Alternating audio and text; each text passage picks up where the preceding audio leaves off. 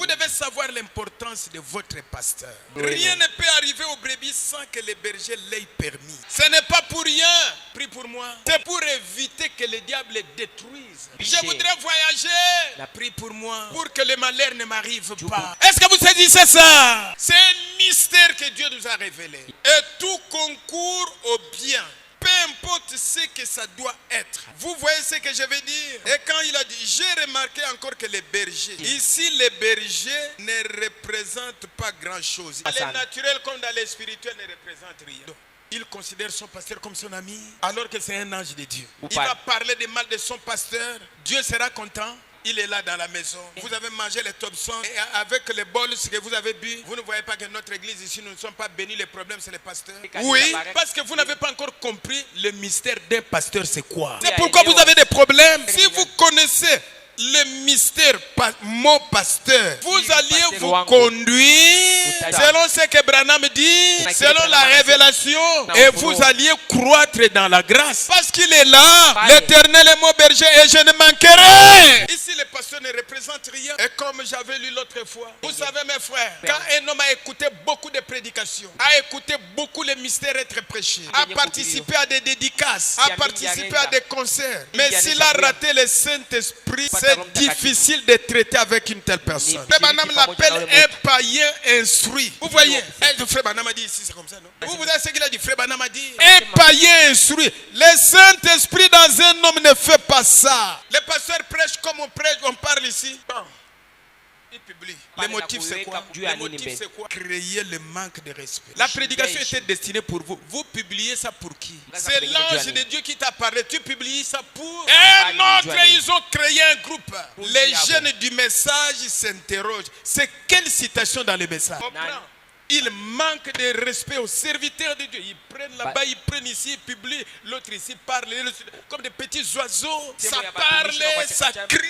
Ça donne des citations. Tu ne monteras jamais plus haut que ton pasteur. Quand vous voyez un homme comme ça, c'est un païen instruit. On ne respecte pas.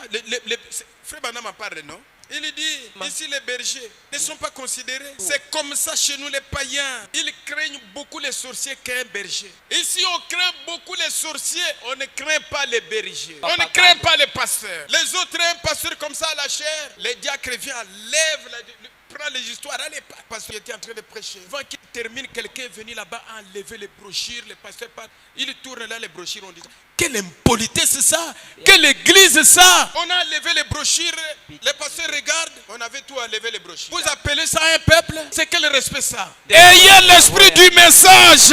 Ayez l'esprit du message! On a enlevé et les gens en train de rire. On doit aller à un endroit où on est béni. Et on est béni! Si vous respectez les serviteurs de Dieu, regardez seulement les comportements et des ministres et des brebis, vous vous demandez, c'est le message ou c'est quoi? Et Frère Branham dit ici les bergers ne représentent pas grand chose. Ils considèrent les sorciers, ils considèrent les boss, pendant que pour Dieu le pasteur c'est un ange de Dieu. C'est un messager, c'est un berger pour toi, c'est un surveillant pour toi. Mais ici ça ne représente rien. Eh bien, les gens c'était un vieux mot. Mais là-bas, un berger, les gens vivent de leurs brebis.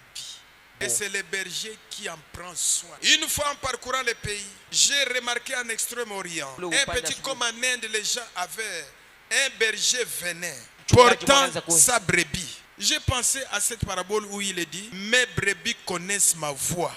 Elles ne suivront point un étranger. Et Branham dit, je ne veux pas que vous baptisez votre foi sur un évangéliste, sur votre propre pasteur. Ils ne suivent jamais la voix d'un étranger. Pourquoi il ne suivra pas la voix d'un étranger? Parce que cette brebis est née sous la tutelle de ses bergers. Je suis né sous cette bergerie.